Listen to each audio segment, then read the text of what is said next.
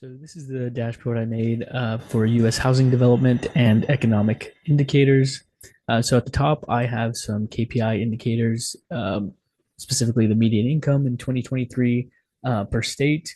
Then I have some risk ratios here, like expected annual loss score, social vulnerability score, and community resilience score that get factored into the determined risk rating of each state. So how it works is I have the year slicer and state slicer here.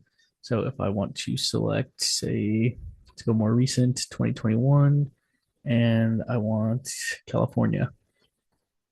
So to begin, I can kind of hover over my map here and get some basic information like the total number of new housing units built, average home value, and then the total property taxes that were collected.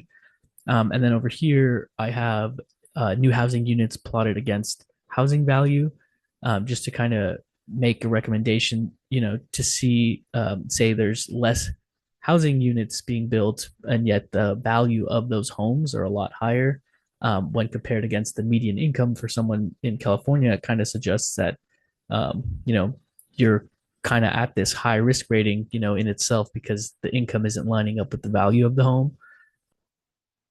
And kind of getting back into these scores up here, like the expected annual loss score, starting off with that one, it kind of estimates, the average annual loss due to natural hazards that each state faces. Meanwhile, the social vulnerability score in the center measures how susceptible the community is to harm from like social disasters.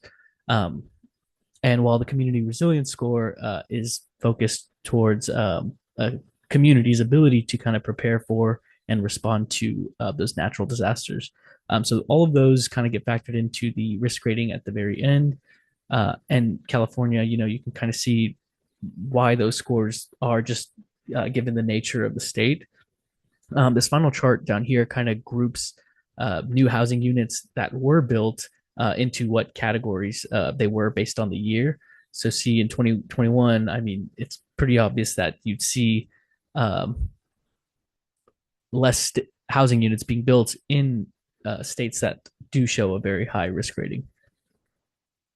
So, if I change the state here, you can kind of see, well, maybe to a state that's not a high rating. It seems like most of them are pretty high. Let's see. So Arizona kind of is moderate. So, and I believe none of them were considered low. So yeah, that's why we're only seeing moderate, high, and very high.